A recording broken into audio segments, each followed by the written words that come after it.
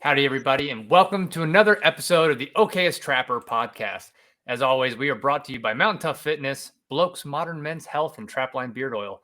Go check out the show notes for some awesome discount codes and be sure to go leave us a 5-star review on whatever platform you're listening on. And if you enjoy the show every week, that really helps us out.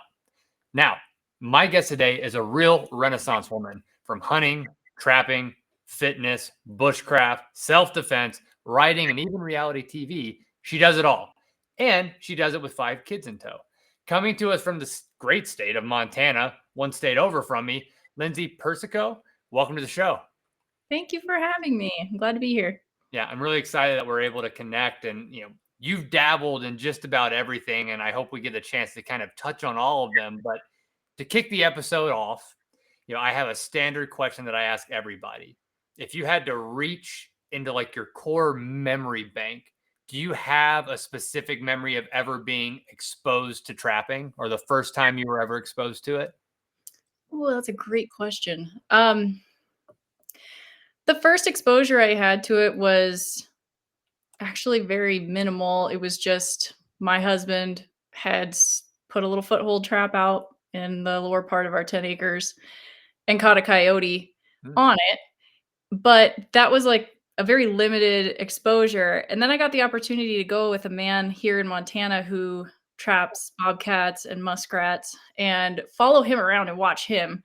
And that was probably way more impactful for me because I just was able to see how much skill goes into it, how much is involved, the little details that are so important. And it was fascinating to me. And I really enjoyed that. It was something that I was like, I would like to be able to do this. I wish I had a lot more time. And that is one thing that trapping does require, which is a good bit of time. But I'm curious, in that first time that your husband set that foothold trap, like now, coyote trapping is not necessarily an easy pursuit. So he puts a foothold trap out, catches a coyote. Had he had previous trapping experience himself?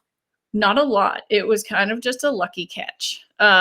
There's a lot of coyotes in that area, and they don't have a lot of trapping pressure. There's not a lot of people out trapping, so they're not super familiar with it, I don't think. And they just had been running through there, so he put it out with some scent and lucky catch. Wow, that's awesome, though. I mean, still probably a pretty cool experience. Like, might even give like the false interpretation. You're like, oh, this trapping thing's pretty easy. We should do it more often. But yeah, that's amazing that you set out a foothold, do a dirt hole set, and all of a sudden get a coyote. So what did you guys do with that coyote once you caught it? We just kept the fur and the skull. We do our own European mounts and then had the fur tanned. We haven't dove into tanning our own furs or anything. I would like to, but yet again, time. And like I said in the intro, you are a very busy woman, and I can imagine that having done some of my own tanning, like it's a true commitment. But I think when I was kind of perusing your website, I know you've done a lot of writing. I'm a writer as well, so we can geek out on that to some degree. But you wrote an article about tagging along, I think, with this gentleman for trapping. Is that right, or was that a different experience? No, that's the same guy. We were able to go a few times with him. We called him the Mountain Man. He was really neat, very knowledgeable guy, and just very willing to take us with him and share what he knew. So yeah, but was this because you wanted to start learning to trap? Like, how did the relationship with the Mountain Man come about? Like, was it just for writing the article, or was that just a byproduct of the opportunity to get to go out with him? yeah, I wrote the article because I was a mom with brand new baby. I had 2 little kids at home, and I just had this like desire to share my world. And so I started that blog. And so whatever I would go do something that I thought would be interesting to other people, I'd write about it. But the Mountain Man was a guy who lived off grid in a log home that he'd built for himself up in the mountains here in Montana, really close to where my husband and I have a cabin. Yeah. And my husband had grown up knowing this man. He was the one that really taught my husband how to hunt and got him kind of going in that. We elk hunted with him every fall. We really looked forward to hunting camps with him. And then he just invited us to come out to follow him on his trap line one day. And so we decided to do that for a little while. And it was such a cool experience. I wanted to write about it. And you said like muskrats and stuff. So did you have like waders on? Like, talk a little bit about, I mean, folks, by all means, definitely go read the article. You can go to Lindsay's website. I'll link that in the show notes, and you can read not just that article, but a whole bevy of others that for huntsmen or Eastmen's and other great publications.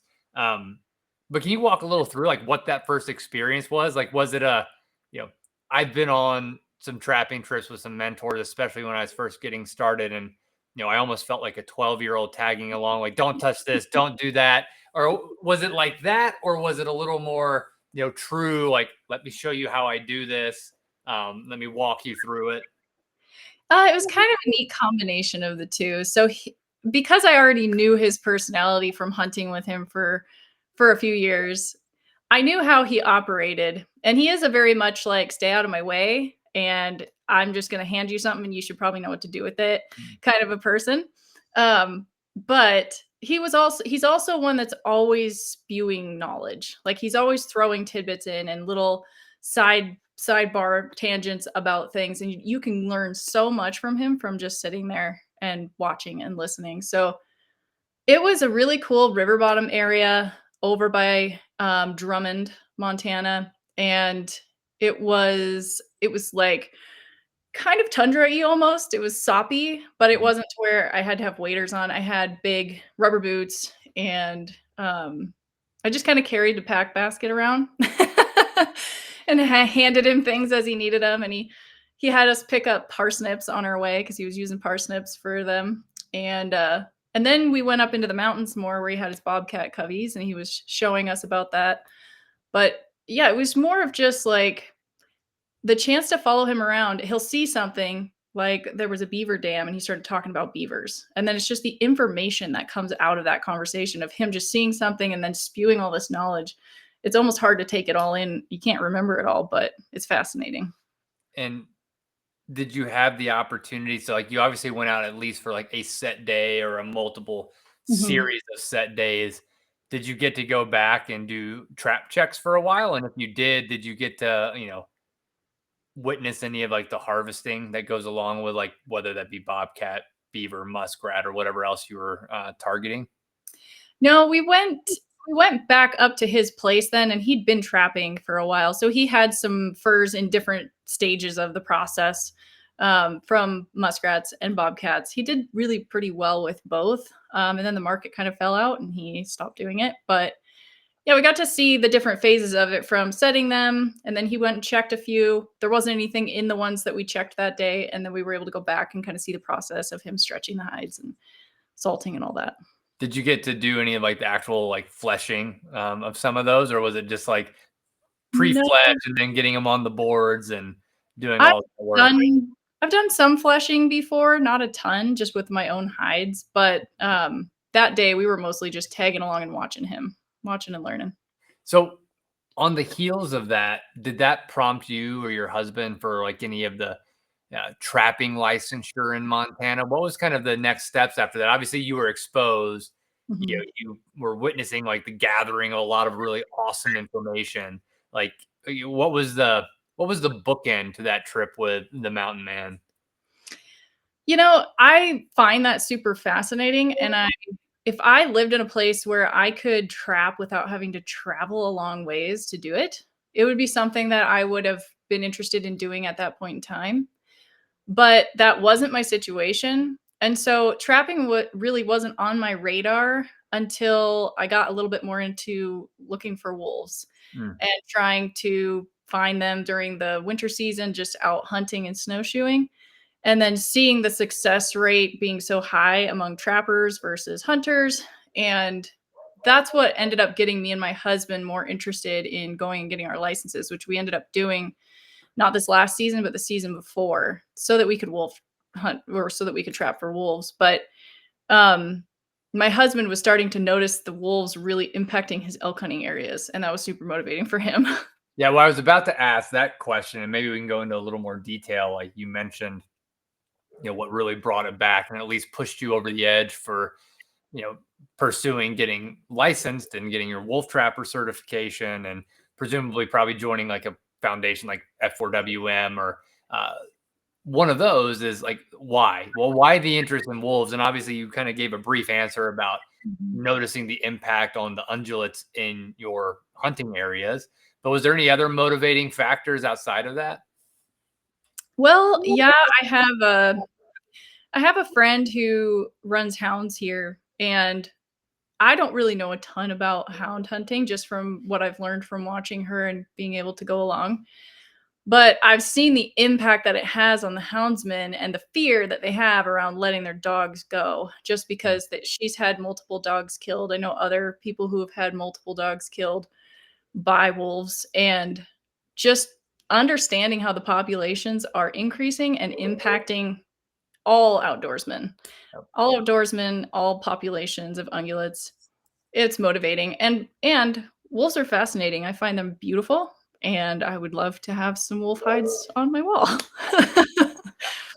I'm with you. I'm joking, like when I wrote in my book, like wolves have always been, if there was something as close to it without sounding super like woo woo, like spirit animal, right? Like they're beautiful, they're very interesting. I've always enjoyed like even just looking at huskies. But Oh, to your yeah, point, like they're majestic and they're extremely smart they are. and very hard to pursue, and they look great on the wall. Yeah. So there's a little bit of everything that goes into it that I agree with you on. But you know, post licensure, I think you had mentioned to me when we were kind of talking in the run up to the show too. Obviously Montana, prior to 2 years ago, had pretty liberal in the sense of like long trapping Mhm. seasons for wolves. And I'm pretty sure it was 2 seasons ago that the Grizzly lawsuit was, pushed through, which cut off, I don't know, maybe a month on either end of the season Yeah. for folks in Montana. Is that what kind of slowed you guys down in your tracks on that pursuit? And what was the impact from your perspective on the ground there? Well, it did. It kept us from even putting traps out our first season. So we went and got our licenses. We got traps. We got everything all set up and ready to go. And it was right before season started when that change went into place. And it effectively limited us to about 4 to 5 weeks Oh, wow. of trapping, and it's like, you know how wolves run in cycles, and the time frame in between them being through that area is so limited as it is. It just did not feel worth the effort that we were gonna have to put in to get everything out, just to have to basically go back in 4 weeks and pull it all back out again. So, we haven't put traps out. We're hoping that that changes, the legislation changes, but, as of right now, with the way that my life is, I can't afford the time in investment in trapping for just that short period. It's just Yeah. not worth it. Well, let's talk about that a little bit. I mean, obviously, there's a lot going on in your life. You know, what are some of the other things? I mean, outdoor pursuits that are like causing that bit of a time crunch that do prevent you from being able to dedicate 4, 5, 6 weeks to wolf trapping. Well, a lot of it is my kids. I have 5 kids currently at home. We foster and we've adopted as well. So I have 3 kiddos that, are biological kiddos, and then we adopted a little boy last summer, and now we have a little foster 2-year-old. And so just them alone keeps me very busy. But aside from that, hunting season here is very long. You can hunt almost all year round. There's a couple months in the summer where there's nothing open, but between ungulates and predators, you can hunt most of the year. And so a lot of time is spent doing that. And then in the summer, I'm real busy with retreats. I do a lot of teaching at women's retreats in Alaska and Canada and Idaho. And so I'm gone for periods of time in the summer. And when I get back, it goes straight into hunting season. And then it's like, usually there's a fire at home that needs my attention. So by the time we get to like January, February, I'm trying to put out the fires at home that have been somewhat neglected from summer trips and hunting. And it's just a lot to balance and juggle. Yeah, and I fully understand that. There is a balance that seems impossible to find, and I have 3 kids, 3 and under, and Whew, this it's a lot. past trapping season has been my least productive, and it's great. I've been able to take my oldest daughter out with me, but you know how it is when you take kids, anything hunting, you have to have a new Mhm. standard of expectations, Yeah. else you find yourself extremely frustrated. Yeah. Um, the goal changes. The goal is for teaching and giving an introduction into that experience to the kid. It's no longer necessarily filling a tag. So And I believe I know this from your background, but with the exposure to your 5 kids to hunting, the outdoors, bushcraft, is that a world that you also grew up in, or did you kind of inherit that later in life? no, I was blessed to have been exposed to it from day one as a kiddo. I grew up in a rural Idaho town, about 200 people, Mhm. and my dad was a avid hunter, and he introduced me to it and helped me fall in love with it when I was quite young. So it's been a part of my life ever since I can remember. Wow. I mean, that's awesome. I did not grow up with that at all. I grew up very urban and, adopted this later in my life in my 30s. And now it's something that I'm not pushing, but, exposing my kids to. And I think they'll be very grateful for that as well. Or hopeful, or hope so. Yeah, well, the exposure, at least you give them the opportunity, they have the option, whereas if you're never exposed to it as a youth, you don't get that chance, and whether you tend to lean towards it or not, everybody's different. All of my kids are different in the ways that they have taken to it. So I have kids from 2 years old all the way up to 17 years old, Mhm. and all of them have taken to the outdoor stuff differently, and what they like and are passionate about and what they're not interested in at all is kind of surprising sometimes, but at least they were exposed and had the opportunity to find out whether they liked it or not. And, being a father of young children, and a lot of folks that listen to the show either have young kids or just kids in general, you know, have you found a way that works better for exposing kids to whether it be hunting, trapping? And I ask that question because oftentimes, as you know, Mhm. it's a hard pursuit. It's a cold pursuit. It's an uncomfortable pursuit. It's a boring pursuit. Like, have you found little tricks along the way across your 5 kids that seem Yeah. to be universal or works?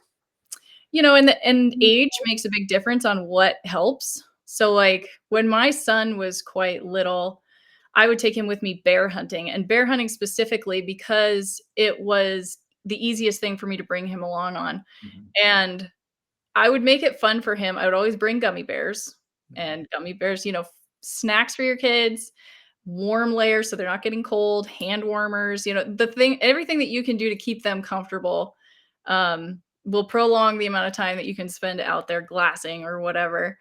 And then my older girls, like, as they got older, it was a lot more about the whole overall trip experience, and so I found it was really they really appreciated the times where I made it a mother-daughter trip. So Mhm. instead of taking them with a big group, we used to do big group hunts to go antelope hunting.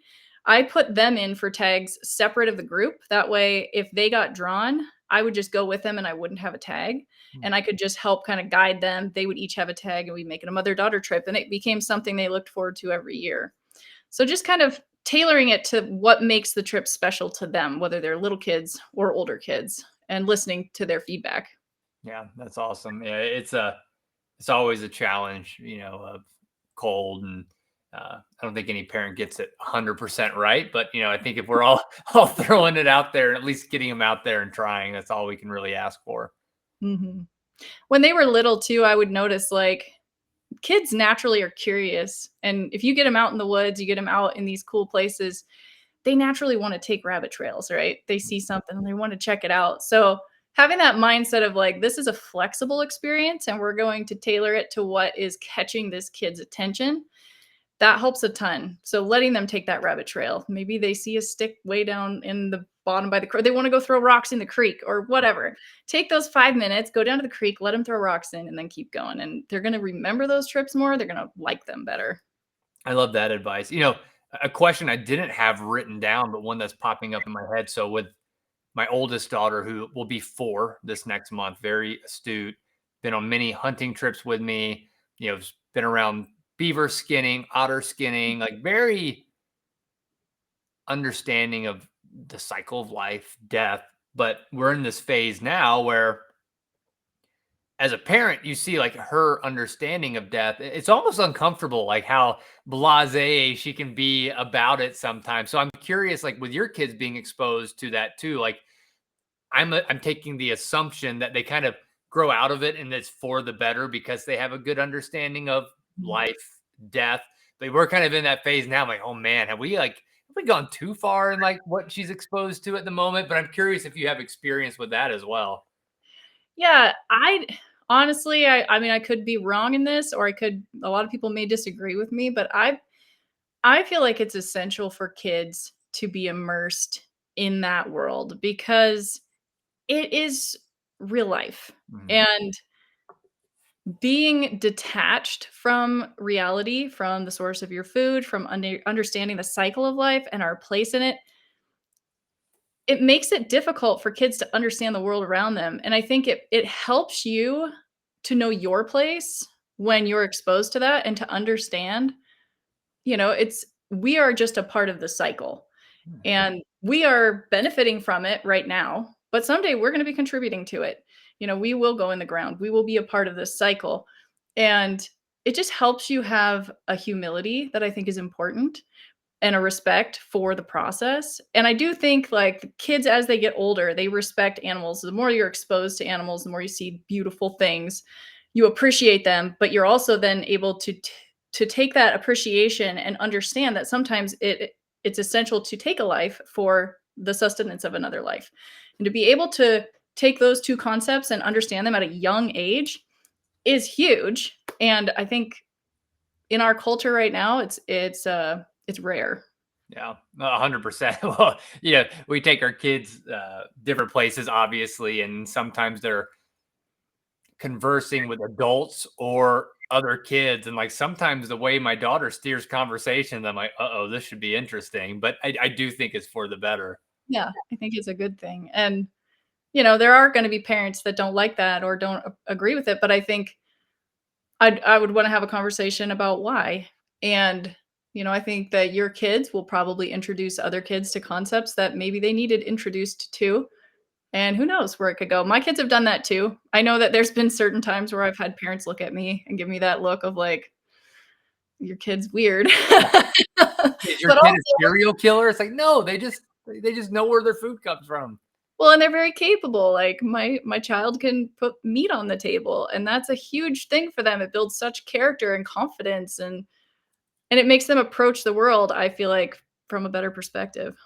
Yeah, living and learning for sure. But touching back on all of your skill sets, like from well, fitness, self defense, bushcraft, hunting, touching into trapping, like is there any particular vein that, or pursuit in the outdoors that kind of is fit your skill set more naturally that you kind of gravitate to or have gravitated toward over the last few decades? I do feel like I'm a jack of all trades, but a master of none. You I feel like need both. so well. But I will say, like, when it comes to confidence of my ability to go out and fill a tag in some way, I grew up deer hunting, whitetail deer hunting in Idaho in the canyon country. So glassing long distances, picking deer out in their beds, and that was kind of my jam. And it's still the thing that I feel like when I set out on a trip, I feel fairly confident that I can come home with a decent buck. And that's been fun for me. I look forward to deer hunting. I've been successful elk hunting, but I'm definitely not as confident. I don't I have to think more about the decisions that I'm making when I'm elk hunting just because it's not what I grew up doing. I grew up deer hunting and that's where I probably have my most um, experience. Yeah, yeah. It's they're different worlds, but also somewhat related. But different approaches. Now, I do want to touch on alone, the beast. Like, can you just explain for listeners or people watching on YouTube, like I think most people will be familiar with Alone.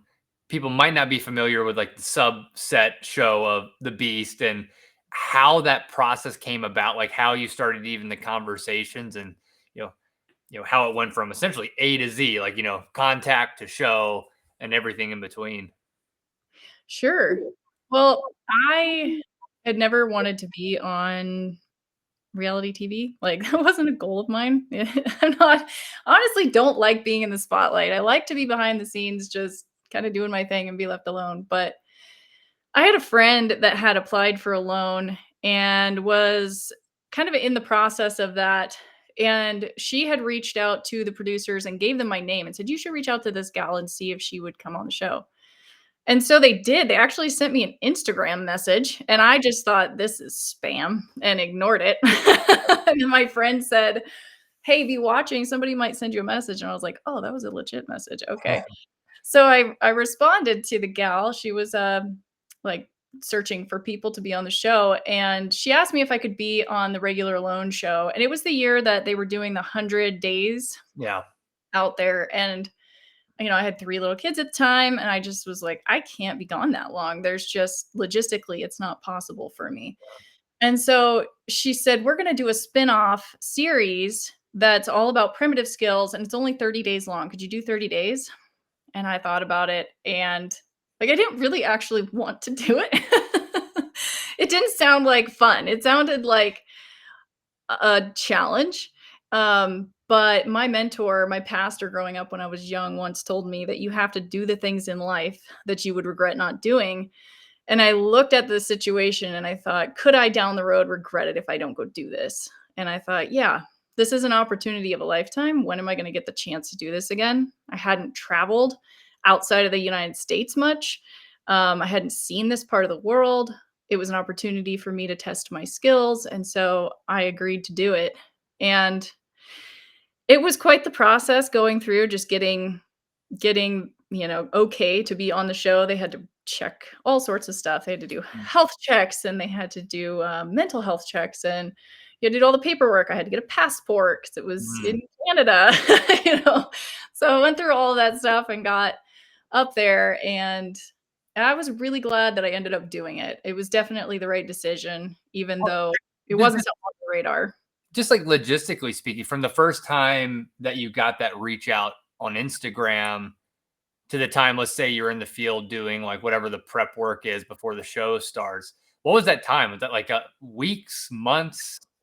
It was months. I remember I knew that I was gonna be going on the show in July, Hmm. and so it was probably about 4 months, I would Oh, imagine, if I had to guess. I don't remember for sure when they asked me, but it was beginning of summer, and then I was up there in October. wow. And I like what you said there about what your pastor had mentioned to you, when you were younger. Like one of the things my wife relayed to me from a podcast she had been listening to very recently. It's like it's two couples. It's a father and mother, and then it's like the daughter and son-in-law, and they're all pastors, and they were talking about how God gives you these gifts, like these opportunities that come up, and whether that be in the form of an idea for a business, or in my case, oftentimes it's an idea for a book. Now, Mhm. it's kind of like, you know, you can't lean on a shovel and pray to God for a hole. Like you're going to have to dig, right? So Right. this idea of like, you get these gifts and you have to pursue them, maybe pray over them and think about them and, push. And then what my wife gave to me as like the idea from this podcast was like, well, when you're doing that, when you do start to push, like maybe you get a little bit down and you're like, oh, this idea I had for a business, like it is not viable, like dumb idea, throw it away.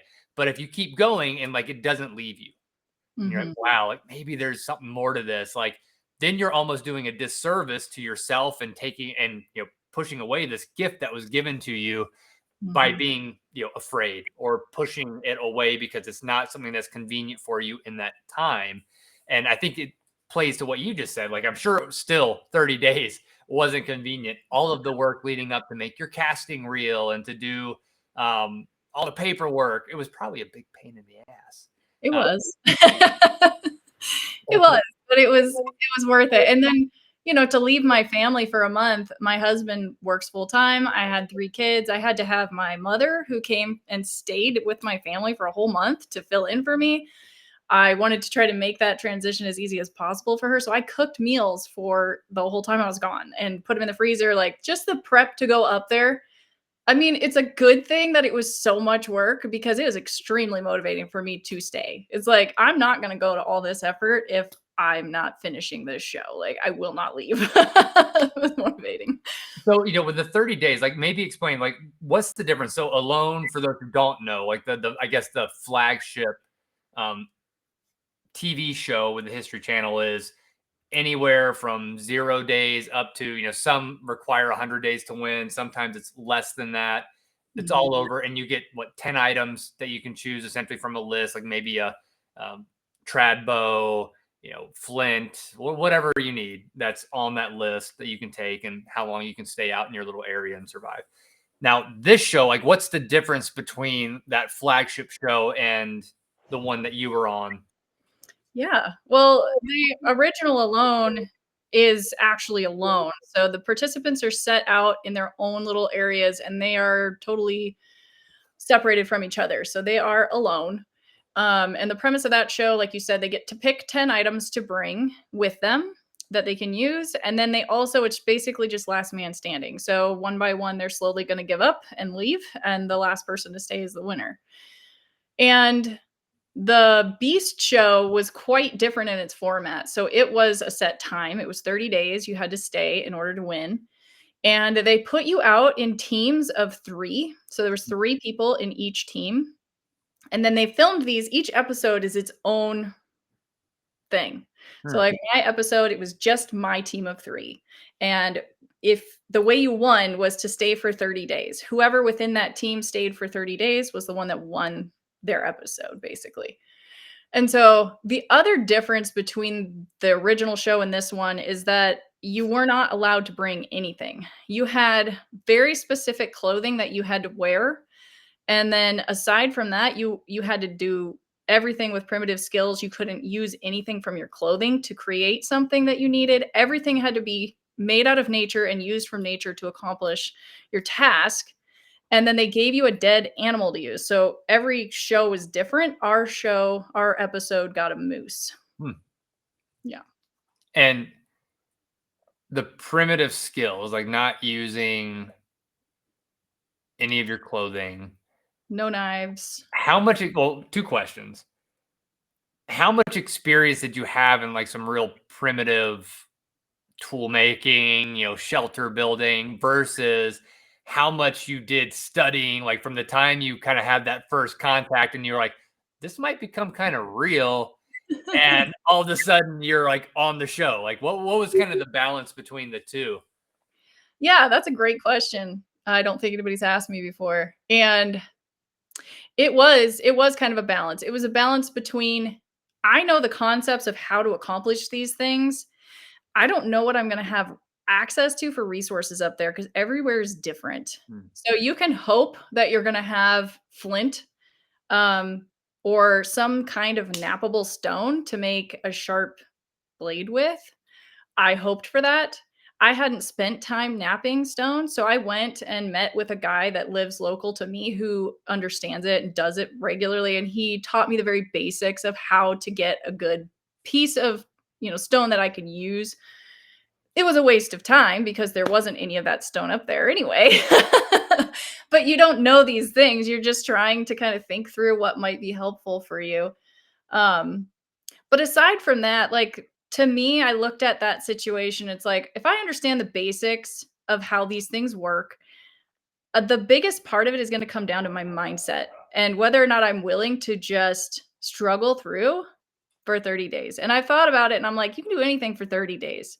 I had been through some really mentally difficult things in my life before that. I was in a situation that was really bad and for a long period of time. And I remember coming out of that and thinking, when the show was brought up, I thought, well, I can do anything for 30 days. If I could do that for 7 years, I could do anything for 30 days. So I really did rely on my mindset and just my inability to give up to help me figure out how I was going to get through those 30 days. And it paid off. It paid off big time. And the moose they dropped off for you, like, was it, presumably, like, you had to probably get to work pretty quick. I don't know what in October, it still might have some semi-warm days up where you were at, or was it cold enough to where you didn't have to worry as much? You really didn't have to worry too much. We were only a few miles from the Arctic Circle, so Oh, it was pretty cold up there. We had 3 days before we had snow solid. But we still had to get it gutted. That was kind of our main priority. And when you don't have a good nappable stone and you're using shale, it's a challenge. So moose in Canada have really thick skin. And I still look back on it to this day. It's one of the things that I accomplished in the outdoor world that I'm the most proud of was skinning that moose with a piece of shale because it was hard. It was hard. It took me all day. And you don't have any source of light. We didn't have fire for 3 days. So we had no source of light. We could only work as long as there was daylight. And up there, the daylight was getting less and less because it was getting later in the year. So we really had to maximize the use of our daylight. And it took the whole day to get the moose opened up, to get the guts out. And I just had to kind of prop it open that night and let it cool once it got dark. And then the next day I spent skinning and quartering it. And their hide is, half an inch to 3/4 of an inch thick. And by the time I got that moose completely worked up, my hands were not really working very well because they were so fatigued from just gripping and pulling and trying to keep that hide tight enough to get a piece of shale to make any progress in it whatsoever. So it was a big challenge, but it was doable if you just don't quit. Well, I have a lot of empathy there. So this past deer season, Buddy and I went muzzleloader hunting, shot a nice little doe mule deer, and we butchered it with flint, just to try. And we had all like pre-napped flint that we'd already done, Yeah, pretty sharp edges. that would be nice. And it was like, well, I mean, but even with that, Yeah. compared to having like a Havalon or like a very Yes. sharp scalpel or, a beaver knife, whatever it is, like it made it that much slower. Like, Right. you weren't ripping through the hide like you would with a nice, sharp blade, but it Right. took a long time. And to your point, like your hands, like we all had like Thing. Yeah. gripping, and then like the shale might not be as sharp, but like, we had bloody hands just from like putting the pressure, pulling the hide, definitely a lot more physically taxing than, it might be with a nice scalpel. Yeah, it was a interesting challenge, but like looking back, I'm glad I did it. And now I know I can. I don't want to. I'm not going to do that if I don't have to, but I could if I Yeah. needed to. So Oh, when you get stuck in a shale pit with a moose, you're gonna know you'll be all right. I'll be like, oh, it's fine. We're good. We're good. Let's get those forearms going. That's But as you went through, what was the most surprising part to you about the show? Or like, let me put it in a different way. Everybody has expectations of what they think something will be. I think God always makes it so that the actual experience probably never quite aligns with what you think going in. So, like, what was the biggest delta for you between what you thought the show was going to be and what it turned out to be? Um, well, it was supposed to be a team of 3 people. That was how the show was supposed to go, but it didn't end up being that for me. Mm. The other 2 participants quit, one on day 3 and one on day 8. So the rest of the time it was just me. And Now, before that, like for those who haven't seen, like, can you give like a small spoiler? Like, what was the reason why the other two are just like not for me? well, the first guy, he was an older guy and he was from Nevada, and I think he got sick, but also I feel like it was just such a different element for him. He was not used to that environment, and I think he was intimidated by it, plus he was sick and he's like, I can't do it. So he tapped out on day 3. And then the other participant, he was great. I really I've said this multiple times on podcasts. I feel like they did not portray him accurately in the show. They left so much out of the show. So it's like what, 40-minute episode and we were there for 30 days. So there's a lot that's left out of the show that they just had to cram what they could in there. And it made it look like he just missed his family and left. Hmm. And that wasn't the whole story. There was more going on for him back home than just that. And it had to do with his guiding and work and stuff. So it wasn't just that he missed home and gave up. He was a very cool person. He's very capable, and I have great respect for him still. I think he's a neat guy, and I feel like the show did him a little bit dirty. Yeah, I mean, the unfortunate part about any show, there always is a need for a heel, and then Yeah. editing is editing. Like, they're gonna make the best show that's watchable, and that Mhm. doesn't always Yeah. work out to show everybody in their best possible light, Well, unfortunately. and I think honestly, it's not even I don't even think they were trying to show it bad for him. I think the reality of what happened was is they were trying to get a reaction out of me, Uh, which was looking at it in hindsight, I think they were trying to get a reaction out of me, which they were never successful in doing, and I think that really irritated them because they kept trying. They kept trying, but in the process of trying to get a reaction out of me, they made him look like he was just, giving up because he missed his family, and I felt like that wasn't accurate. Now, the filming style for this too, like, is this like, was there like a small crew that had to be out there with you guys the whole time, or was this also like self-filmed in the same fashion? It was a combination. So we were self-filming a lot of it. We self-filmed at night, plus they set up like game cameras Mhm. to help capture stuff outside of the camp area at night. And then for a few hours a day, but not every day, they would bring out a crew on a boat and they would film and they would do interviews. So a lot of times they would want to get, the voiceover interview stuff during the day. So they would come and do that. They would do some drone footage shots and then they would leave. So my favorite days were the days when they weren't there. It was so peaceful, and I was looking forward to just getting to explore because that's what I love. I love going out in the woods and just getting to explore and just feel free to roam. And it was so time consuming to manage water and fire and dry keeping my stuff dry and dealing with the meat. It was so time consuming just to take care of my basic needs during the day, plus then any filming requirements that I didn't get to explore nearly as much as I wanted. And that was another thing that kind of was surprising to me, different than my expectations about how that show would go.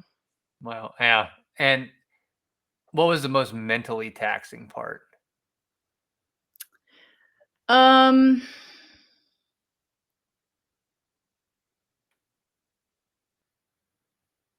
I don't I don't feel like I struggled mentally, which I know seems weird, but I've had people ask me before, they've been like, "Is that like the hardest thing you've ever done?" And I was like, "No."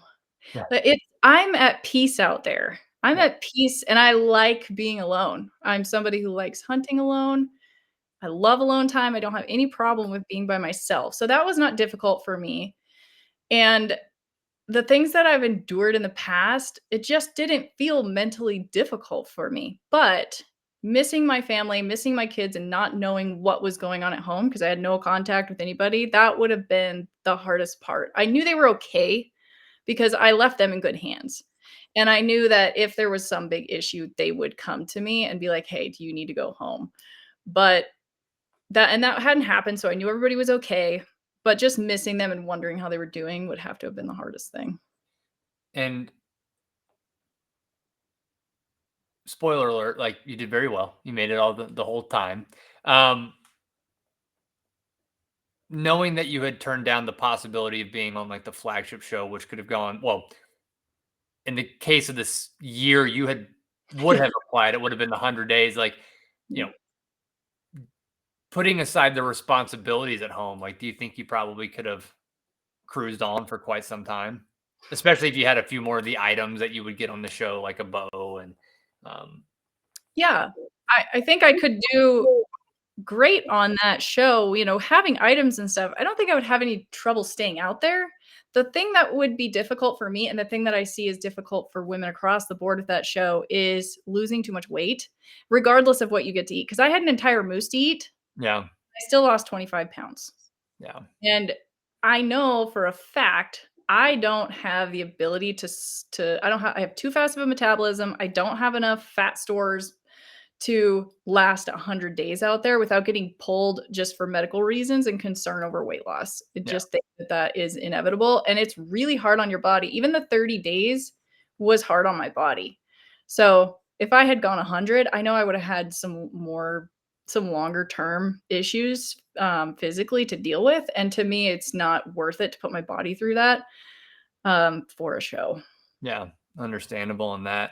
Um, you kind of Any other bookmarking thoughts on the show before we kind of just go on another line of questioning? Like, for people who are interested in those kinds of shows, like, would you suggest it? Would you, err against it? What are some of your thoughts around that? I mean, I think if it's something you wanna do, there's no reason not to go for it and try. But my advice would be, don't go into it with rose-colored glasses. Don't go into it thinking, "I've got this," or or it's gonna be easy, or it's gonna be fun. It's gonna be hard. It's not gonna be fun a lot of the times. There's gonna be really cool parts to it, but if you go into it with realistic expectations of like, "I'm gonna be suffering, and that's okay. I'm just gonna have to suffer through it," with a strong mental mindset, you'll do well. Yeah. And don't get injured. I think that's top nice. Walk slow. Don't poke yourself with an arrow. Don't, trip and impale yourself on a moose antler or something. And You have to be careful, kinda do things slow out there, because that is one variable that it can happen so fast, and it can be the ending thing for you. So well, kind of switching somewhat in gears, as a fellow writer, I love taking experiences in the woods and putting it into written word. What's your motivation for transcribing your experiences to digital paper? Because you've done a lot of articles, you've done a lot of writing. I'm just curious the why behind it. Writing has always been the way that I can express my thoughts easily. It's not for me, like, I've done enough podcast interviews like this, I can get through them, and I can do okay expressing my thoughts and getting things out there, but it's not what comes easiest to me. Writing is where my thoughts and even my emotions and just everything flows. Mhm. And everything gets organized in my brain in a way that I can't get it organized without writing. So if I'm struggling with a concept or trying to understand something about myself or whatever, if I just start writing, it all comes out and it all makes sense. And I've just had a passion for it, and it's been something that I'm passionate about hunting and outdoor stuff, and I'm passionate about writing, so the 2 just kinda naturally fell together, and I started doing that when I had my little boy, and he was just a baby, and I would have to sit and nurse or hold him and rock him to sleep or whatever. The thought came to me, like, back in the day, everybody was starting blogs, and I was like, "I'm just gonna start a blog, and I'm just gonna start writing about the things that are really interesting to me." And if you start a blog, you have to have some place to share it, so that led to starting social media, and everything just kind of tumbled from there into this giant snowball that led me to being on this podcast. Yeah, well, I feel you on that one. Writing is still my medium. I've written a lot of books and continue That's to write. I've got another one coming out in April, and it's definitely the right medium. I enjoy talking and getting to know yeah, people on a podcast too. But again, this is not the natural state of Zach in any shape or form. I become more articulate when I have time to think through my thoughts. I need to sit with them for a while, let them stew, bake the beans, so to speak, and then it becomes something more articulate than kind of going off the cuff like we are here. But apparently, we're not bad at that either. So we'll yeah, take it you with a can grain of say salt. it works, but yeah, writing is easier for me to feel like I've fully encapsulated what I wanted to express. I feel like so much is often missed for me in speaking because I don't have that time to just let it all simmer. Do you think there's benefit that people who aren't writing about their experiences might get from doing exactly that? That maybe they just haven't thought about yet. Hmm. I don't know, I could be completely wrong on this, but I think it depends on the person because everybody is so different. Some people, writing is really difficult for them, and it's almost like the fight of writing might take away whatever benefit they could obtain from it if it wasn't such a fight. But I feel like if you have any inkling towards writing at all, it can be a huge benefit for just getting what's in there actually out that you might not even know is in there. There's been times where I've been writing and I'm just free flowing writing and stuff comes out that I'm like, where did that even come from? I had no idea that was even in there, but it was tucked away. Yeah, so everybody listening, go get a journal, write your thoughts Oh, down, express yourselves, people. This is 2025. We can do that now, right? a good way Um, to start a journal. yeah. But okay, so it's hard to believe, but we're coming up close to an hour. So I do have like a lightning round of questions that I ask every guest towards the end of the show. Um, First, what is as a woman who has spent the majority of her life doing outdoor pursuits, what's the wildest experience that you've ever had during a life in the outdoors? That's fun. I've had some cool ones. Probably the most impactful one was not that long ago. It wasn't last year, it was the year before. I shot a mule deer buck and it was cross canyon. Um, and I marked on my Onyx like where he fell, but it was just about getting dark and I had to go a couple miles around on some ridges to get to where he had fallen. And so I knew it was going to be dark when I got there. So I marked it on my Onyx and I got my pack and everything together. I started out, it was about 2 hours after dark by the time I got to the spot and he wasn't there. And I was like, I saw him fall. He fell. It was super steep, rocky. He rolled. He caught up in some brush, and he was laying on his back, feet up in the air, not moving. And I watched him for a while. He was toast. So I'm like, where'd he go? Did he kick his feet and start rolling again? Like, is he down below? So I started doing circles and going further and further down below where he was at. And all I had was my headlamp and my pistol because I left my rifle because he was toast, not going to carry that over there. It was rough country. And I'm shining with my headlamp, just looking for him. And all of a sudden, it flashes and there's eyes. And I was like, oh, maybe that's him. Like, maybe he's still alive or something. Maybe I spined him. I don't know. He dropped. So I could have spined him. I don't know what's going on. The eyes are just staring at me, and it's in the middle of this super brushy spot where in my mind, you know how you have instincts and you just know.